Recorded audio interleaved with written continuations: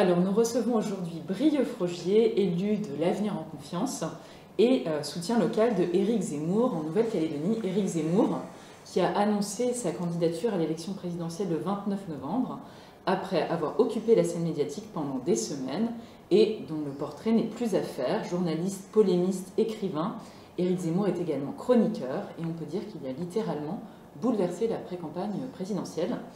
Alors, vous avez choisi de soutenir la candidature de Éric Zemmour au présidentiel à l'échelle locale. Pourquoi cette adhésion? Pourquoi ce choix?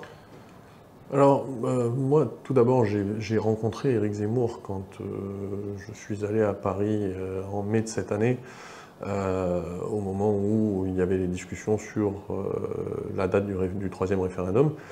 Et Éric Zemmour s'était prononcé dans les médias très clairement pour maintenir la Nouvelle-Calédonie dans la France. Et comme je suivais un petit peu ses différents travaux lorsqu'il était journaliste, j'ai demandé à le rencontrer. Donc on a pu se voir pendant un peu plus d'une heure à ce moment-là.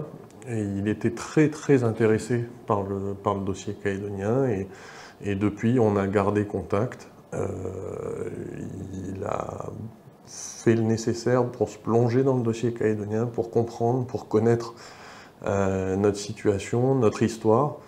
Et comme je rejoignais beaucoup ses prises de position concernant la politique métropolitaine et que ses vues sur la Nouvelle-Calédonie étaient également très proches des miennes, j'ai décidé de le soutenir et d'ailleurs je lui avais annoncé dès que je l'avais vu à Paris que je le soutiendrais et que je le parrainerais pour l'élection présidentielle.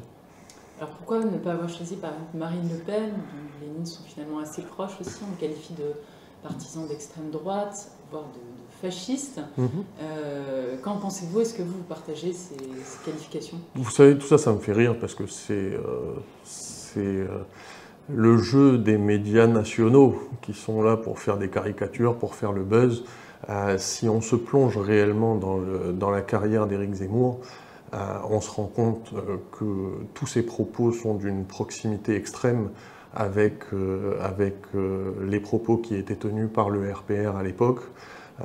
Il fait référence en permanence au général de Gaulle. Alors on peut me dire que le général de Gaulle était un fasciste si vous voulez, mais c'est pas du tout le cas.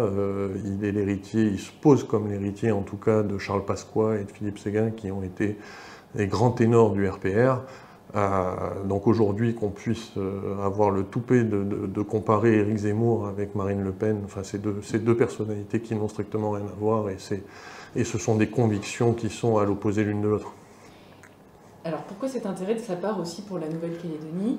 Est-ce que Éric Zemmour s'intéresserait-il aux 29% de suffrages que Marine Le Pen avait recueillis au premier tour des présidentielles en 2017 en Nouvelle-Calédonie? Est-ce que c'est un intérêt pour lui finalement d'avoir un pilier local? Vous savez, c'est certain que la Nouvelle-Calédonie intéresse peu par rapport au nombre de voix qu'on peut apporter à tel ou tel candidat. L'intérêt, en tout cas moi dans les discussions que j'ai eues avec Éric Zemmour, l'intérêt d'Éric Zemmour c'est la grandeur de la France.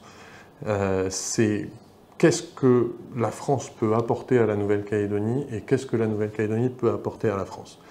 La France a une responsabilité vis-à-vis des Calédoniens. On est français.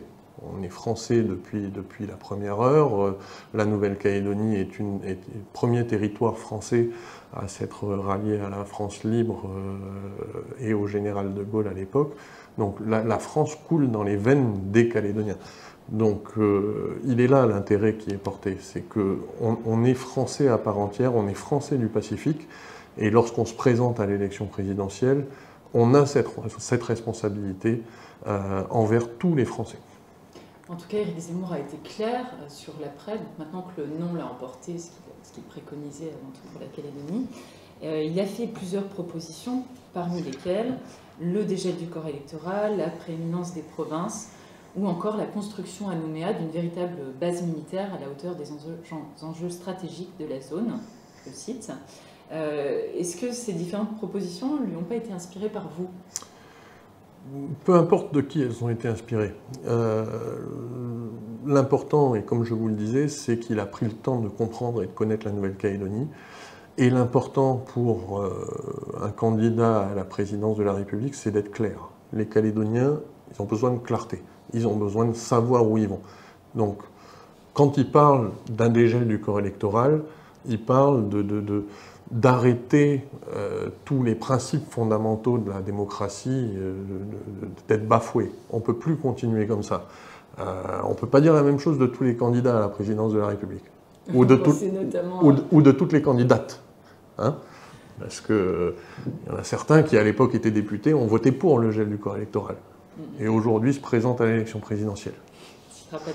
Il y a aussi Emmanuel Macron qui a dit que la communisation était un crime contre l'humanité. D'ailleurs, déclaration qui a fait réagir vivement Éric Zemmour.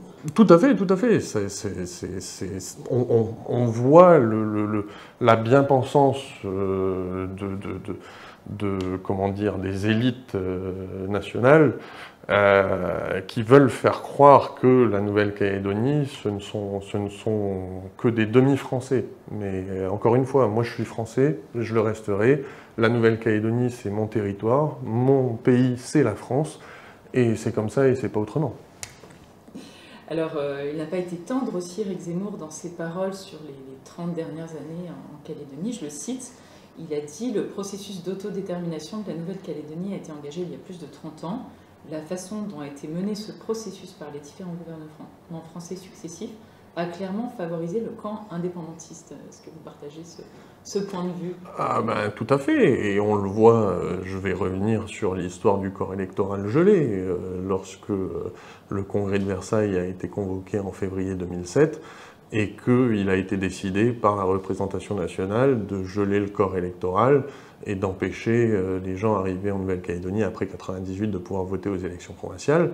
C'est une des choses qui nous a amenés dans le mur. Et encore une fois, j'appelle les Calédoniens à retrouver les personnes qui se sont engagées contre le gel du corps électoral et les personnes qui se sont engagées pour le gel du corps électoral.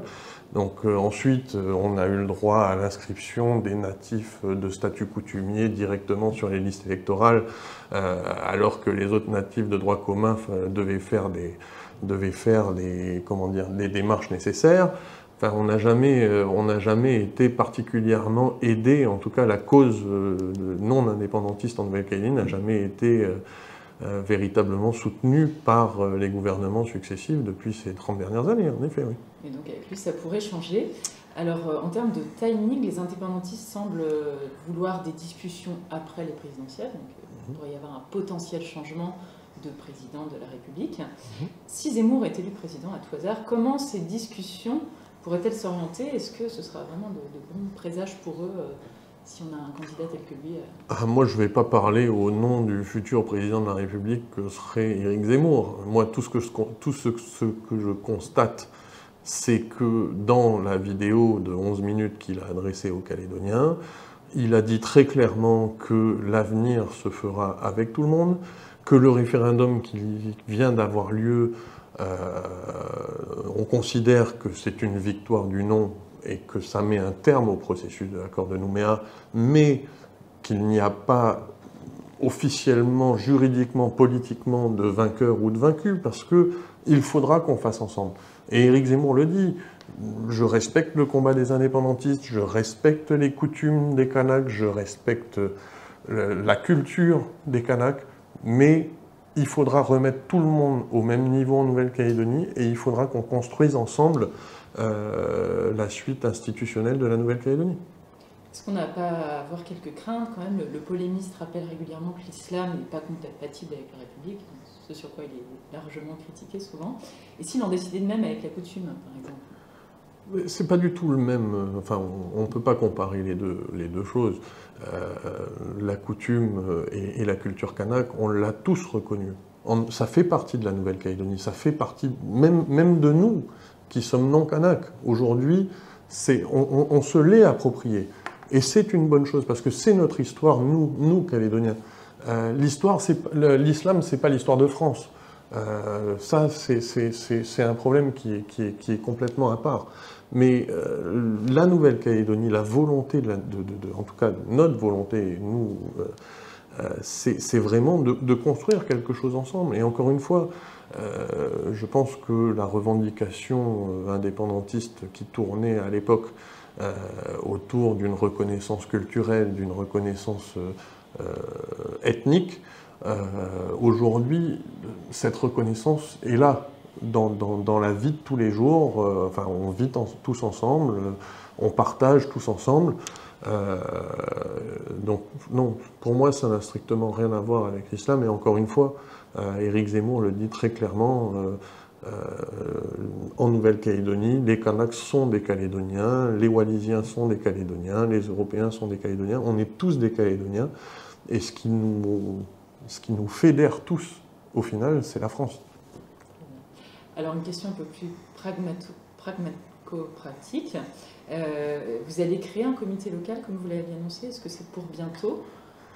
Alors le comité local n'est pas encore officiellement créé. On est en relation directe avec les équipes d'Éric Zemmour à Paris, donc on le fait sur le timing et le calendrier qu'on décide en commun. Donc là, on va arriver en Nouvelle-Calédonie dans la période des fêtes. Et je pense qu'après une année 2021 comme on a connu en Nouvelle-Calédonie, je pense que les Calédoniens ont vraiment besoin de repos et ont vraiment besoin de se consacrer aux fêtes de fin d'année pour repartir sur une année 2022 qui sera également aussi animée. Très bien. Est-ce que vous avez est-ce qu'il y a déjà beaucoup d'élus locaux qui sont appelés à vous rejoindre au sein de Reconquête? Alors il y a peu d'élus locaux, ça je vais pas vous le cacher, parce que c'est vrai qu'en Nouvelle-Calédonie on a une représentation très forte des républicains, enfin des républicains par le Rassemblement. On a une représentation très forte pour Emmanuel Macron au sein de plusieurs partis politiques. Mais j'ai des discussions avec certains élus qui souhaitent à un moment ou à un autre passer le pas et donc je les encourage à le faire. Merci beaucoup Brieux Frogier pour ces précisions. Merci beaucoup. Et puis à très bientôt pour suivre ces élections présidentielles et le soutien de votre candidat. Avec plaisir, merci.